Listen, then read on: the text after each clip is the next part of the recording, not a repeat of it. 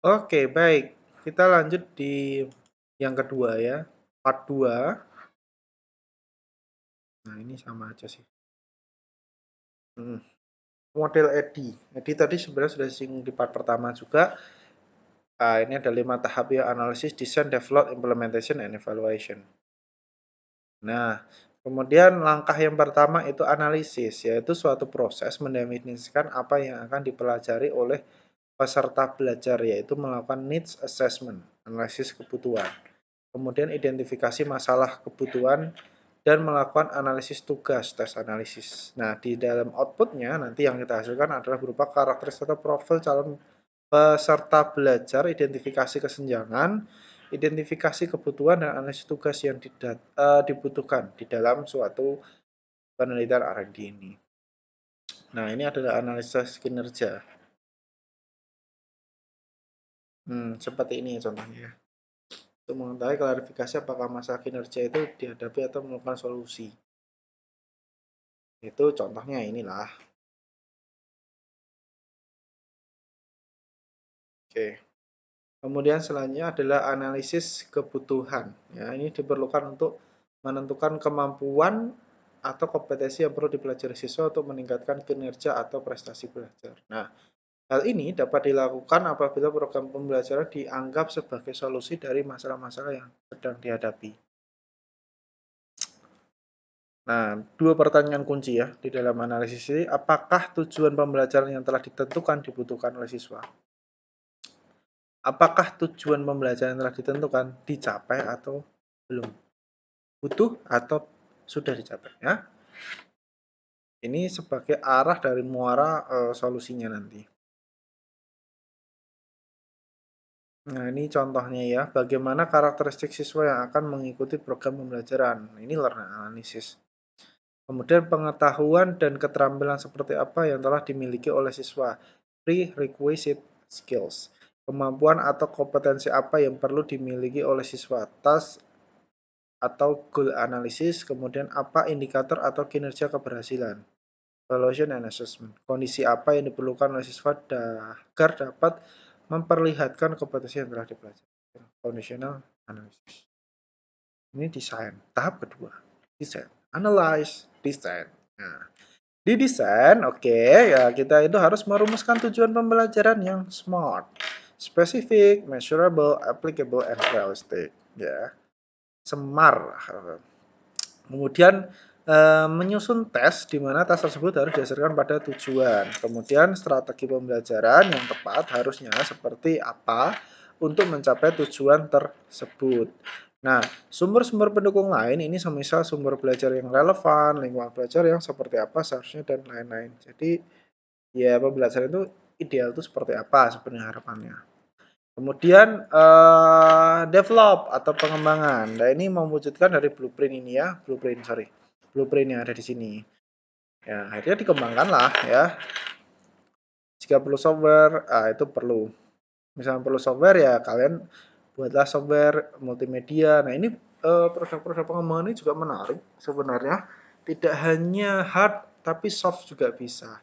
Tapi bukan berarti kalian mengembangkan softwarenya, tapi sebenarnya lebih kepada di dalam software tersebut atau di dalam medianya tersebut, itu ada basic-basic atau base-base yang bisa kalian masukkan untuk membuat pembeda dari media sebelumnya.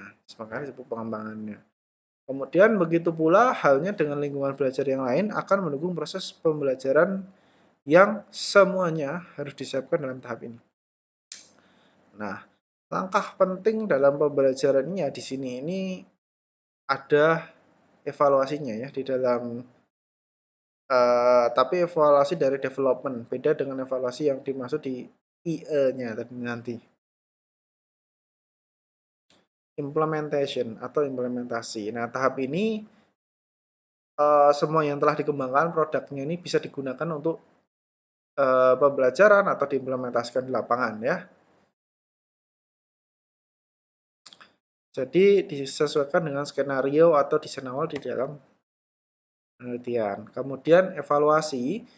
Ini sistem pembelajaran ini apakah sudah sesuai atau belum? Sudah bagus belum dalam evaluasi? Jadi ini lebih Produk ini dievaluasi bener perlu nggak sih dilanjutkan atau enggak, perlu nggak didiseminasi atau enggak,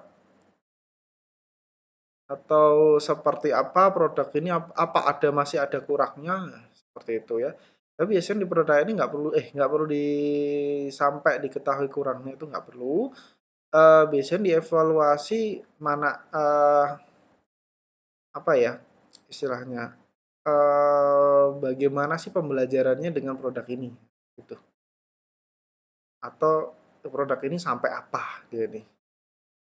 Nah, ini kemudian ada model Asura ya, analysis learner, menganalisis siswa. Di Asura yang pertama adalah analisis learner, yaitu karakteristik umumnya, kemudian spesifikasi kemampuan awal dan gaya belajar.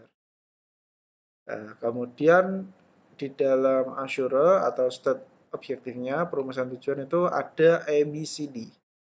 Audience, behavior, condition, and degree. Ya. Oke, nanti silakan dibaca.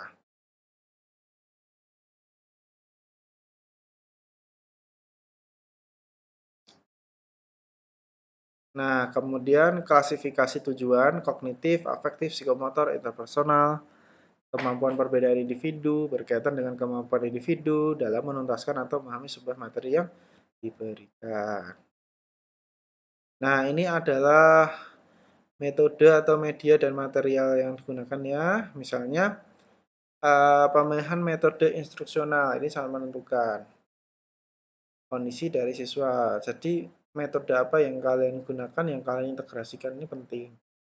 Kemudian juga pengecekan layak tidaknya suatu bahan tersebut bisa disiapkan lebih dahulu, kemudian mempersiapkan lingkungan belajar, mempersiapkan pembelajar, dan menyediakan pengalaman belajar.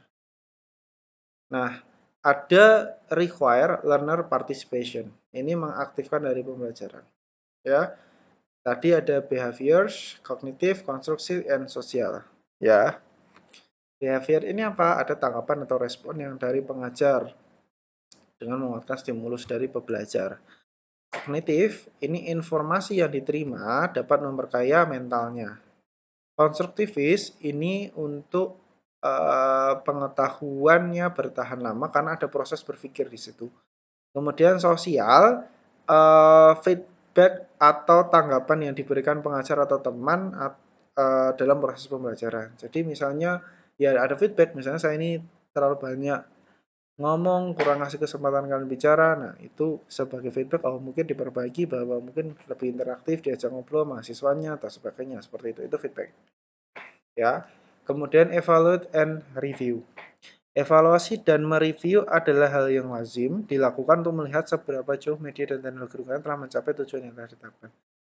Jadi di dalam apapun itu membuat produk pendidikan itu perlu ada tujuan yang ingin kalian capai. Apakah itu meningkatkan proses pendidikannya, apakah meningkatkan apanya, atau harus jelas. Kemudian model CAM. Nah, ini desain instruksional bagi pendidikan. Kalau CAM ini modelnya ini siklus ya. Oke. Nah, ini langkah-langkahnya.